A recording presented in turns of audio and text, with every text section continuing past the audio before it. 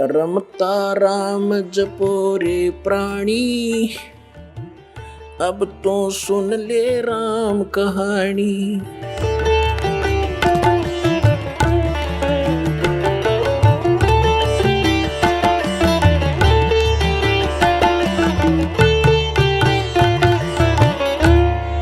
अब लड़कियों को कैर बना रखा हमने, 2 बेटी होगी सारा कुनबा रोने लग जाता है। क्या होगा? क्यों? क्योंकि उनके ब्याहने पर खर्चा गणा करने लगे हम। ये समाज में बकवाद भर दी इन पिक्चरों ने। तो अब हमने इसको खत्म कर देना है। बेटी का ब्याह करना है, सिंपल वे से करो। विवाह तो भगवान करके भेजा है, संयोग वही जोड़ता है। माँ बाप 2-2, 3-3 साल धक्के खाए जाते हैं, संस्कार नहीं होता, परमात्मा 1 मिनट में कर देता है। तो वो मालिक का किया हुआ होता, उसको हमने सिर्फ उनको मिलन करना बच्चों का, परमात्मा की वाणी बोल दे और सिंपल साधारण तरीके से उनका विवाह करो जाओ, कभी कुछ नहीं दे। और बच्चों को भी ये ज्ञान हो जाएगा कुछ दिनों में कि परमात्मा देगा, उससे पूरा, उससे हमारा सफलता होगी। माँ बाप के दिए हुए से कभी सफलता नहीं होगी।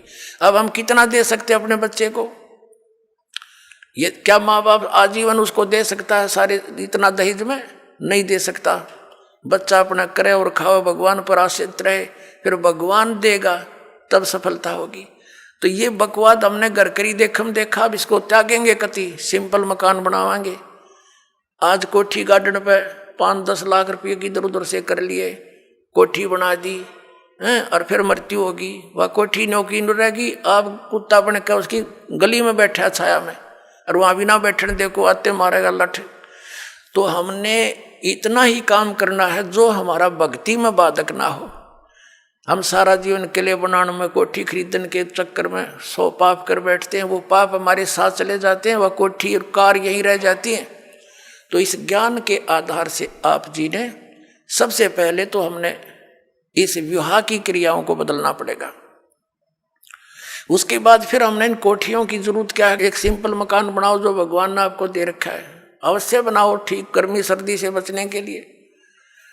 और समय की, वर्तमान की जो आवश्यकताएं हैं, आपको कार भी चाहिए, मान ले स्पीड अच्छी होगी जमाने की, मोटरसाइकिल चाहिए।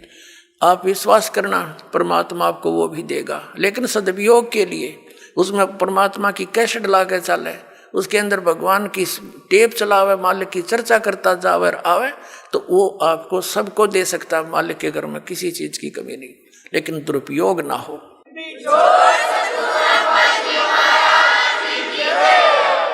और हमेशा परमात्मा देगा, उसी में सफलता प्राप्त होती है। और भगवान तो इस मिट्टी का सोना बना के दे दे आपको, पता नहीं कहाँ कहाँ से बरकत कर देगा। बीड़ी शराब मांस तम्बाकू छोड़ दिया, आप पर बरकत होगी। आपके रोग होना था वो लागत 10 लाख रुपये, 2 लाख रुपये, और 100 रुपया की दवाई से मालिक ठीक कर देगा, बहाना सा करके, तो होगी बचत सारे शुरू। और पाप से दूना दुख होता बढ़ता चला जाता है।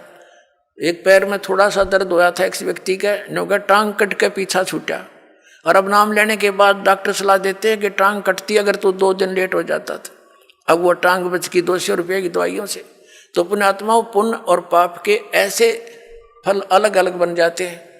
तो हम पुण्य करेंगे तो परमात्मा हमारे साथ होगा, विधान है उसका। तो जो हानि ज़्यादा होनी है वह थोड़े में टल जाएगी। परमात्मा कहते हैं कि सतगुरु शरण में आने से आई टले बला, और जय मस्तिष्क में सूड़ी हो वह काटे में टल जा।